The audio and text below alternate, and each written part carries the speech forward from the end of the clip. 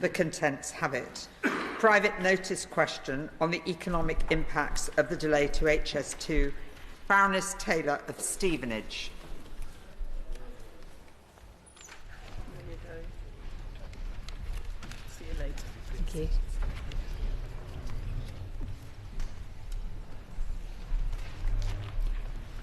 My Lords, I beg leave to ask the question of which I have given private notice. The question is as follows. To ask His Majesty's Government whether they will publish an estimate of the likely immediate and long-term economic impacts of their decision to delay further the HS2 project. My Lord, yesterday the Secretary of State for Transport laid a written ministerial statement reaffirming the Government's commitment to building HS2 from Euston to Manchester.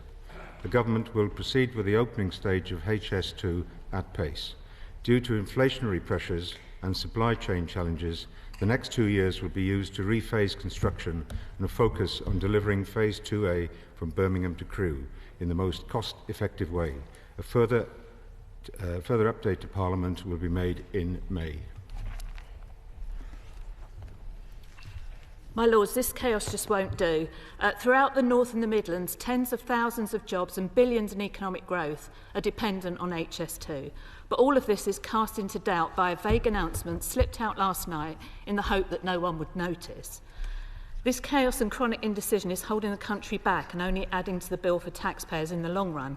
Even the head of HS2 admits delays won't save money. So can the Minister confirm today when will Crewe to Manchester be delivered? When can communities and businesses on this route have the certainty they need? Will the redesign of Euston include cutting platforms, likely killing off the eastern leg for good? And if he cannot answer either of these, can he at least explain why the Government didn't foresee that inflation would likely impact on the biggest infrastructure project in Europe? Firstly, let me just deal with the issue of the statement being issued yesterday. There was some excitement in the media about this, and the Secretary of State, my right honourable friend, the Secretary of State, thought it best to put out a statement. It's regrettable that it was at the time that it was delivered, and fully accept that. It's not in probably the best interests of either houses that takes place, but that's as it may be. That's what happened. On the question of the Crewe to Manchester, we are committed to bringing high-speed infrastructure to Manchester as soon as possible, and we're not changing our assumptions around when the Phase 2B Western leg will be delivered.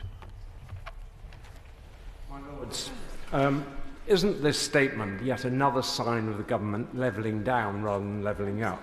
It's a carefully crafted statement, drafted, I think, to let us down gently. Delays always raise costs and do not save money, and go against the need for consistent capital spending to help sustain vital growth.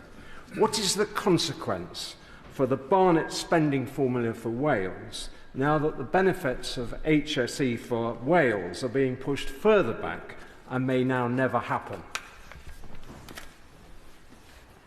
In the current economic climate, the Government is taking an honest and very pragmatic view. You know, we have to realise the sort of circumstances we find ourselves in at the moment. On the question of the Barnett consequences to Wales, I'm afraid I don't have those sort of figures in front of me at the moment, but I'm sure that I will ensure that the noble Lord gets an answer to that question. Thank you. My Lords, will my noble friend accept that the claim that phasing the work over a longer period is going to save money will be met with some incredulity by those with experience of the management of large projects? And teams are dispersed, engineering expertise is sent elsewhere. Isn't it really the case that the project is being dismembered and may never now be resurrected, or at least it will be a wholly new project if it ever is? I thank my noble friend for that question. No, I don't accept the premise that that it's being dismembered. It is, as I said, a question of pragmatism, and it's a question of the economic sort of situation that we find ourselves in at the moment, and the Government is taking a reasonable view to deal with it. In light of the statement, can the Minister at least reassure the House that this railway line will reach Euston in the form in which it was originally intended to do so and not stop at Old Oak Common? I can. The government is committed to delivering to Euston, and it is currently evaluating how best to deliver it. But I can assure you that the government is certainly committed to that. My Lord, does he not accept that this announcement is being greeted with great disappointment on all sides of the House? This was a project for which there was substantial cross-party consensus. And one of the failings of Britain over the years has been to carry through major projects which could be economically transformative. I come from Cumberland, in the north. The HS2 project offered the prospect of investment which is now not going to take place. Look at the investment that's taking place in Birmingham as a result of the prospect of HS2. The North is now being deprived. Does he not recognise that this is the end of the Conservatives' ambitions to hold on to the Red Wall? No, I don't accept that. I can only repeat that our ambition remains for the first high-speed services to run between Old Oak Common in West London, Birmingham, Curzon Street by 2033. We are committed to it. Again, I repeat that we find ourselves in an economic climate that perhaps will cause delay, and the government, as I say, is taking a very pragmatic view to it. Disappointment that HS2 is not going to reach the north of England anytime soon.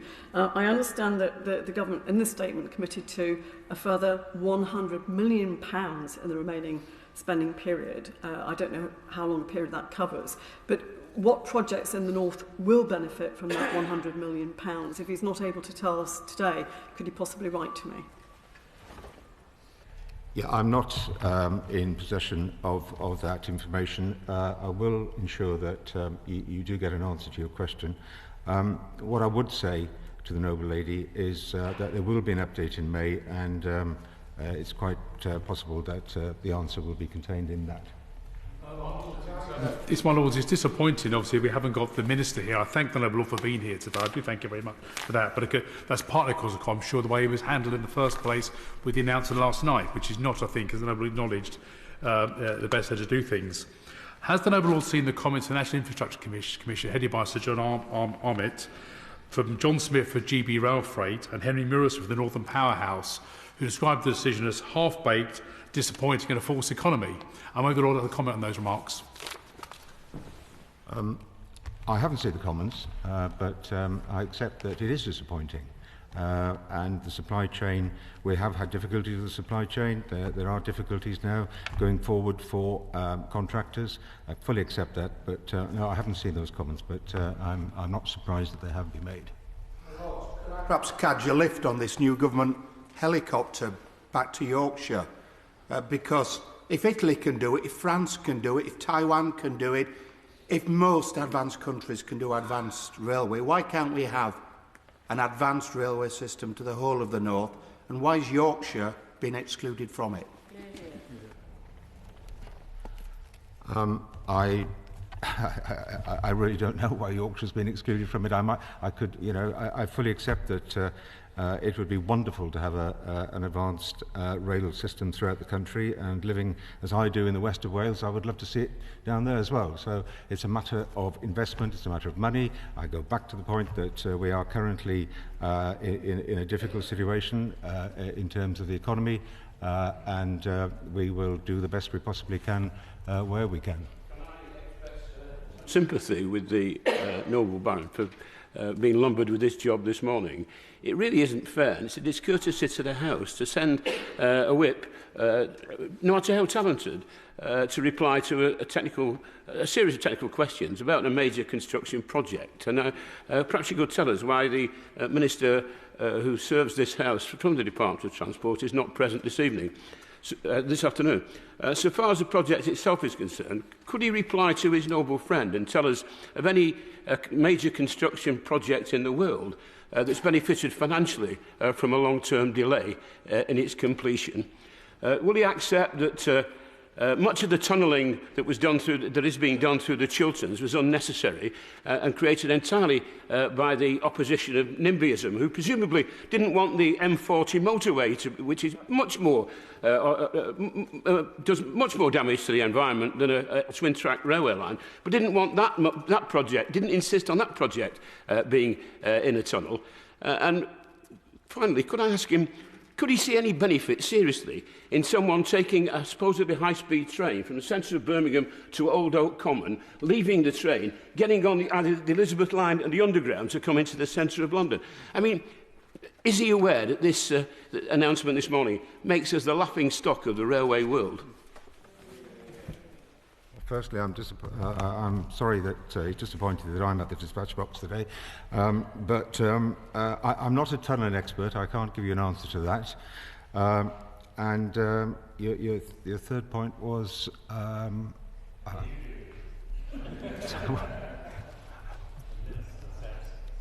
there been any project in the world? Has there been any project in the world? I do apologise. Yes, I couldn't tell you. I'm not, as I say, I'm not a construction expert, but I'm sure there must be somewhere along the line where this has occurred. In terms of this project, as I say, the government is committed to delivering. You mentioned the fact that the delivery to Old Oak Common perhaps was unsatisfactory. Well, it is the first phase. The government's completely committed to delivering that to Birmingham, and eventually, of course, we will have it to Euston. Picking up again the question that was asked and not answered then, has the government made an assessment of which passengers are actually going to catch the train from Birmingham to Old Oak Common and then get on the Elizabeth line for half an hour? What's the demographic profile? And then the original question I was going to ask, and I should perhaps declare my position as a former resident of Somers Town and a campaigner then who met with HS2 on a number of occasions. Has the government made an assessment of the massive economic, social and environmental costs of what's already been done between Old Oak Common and Euston?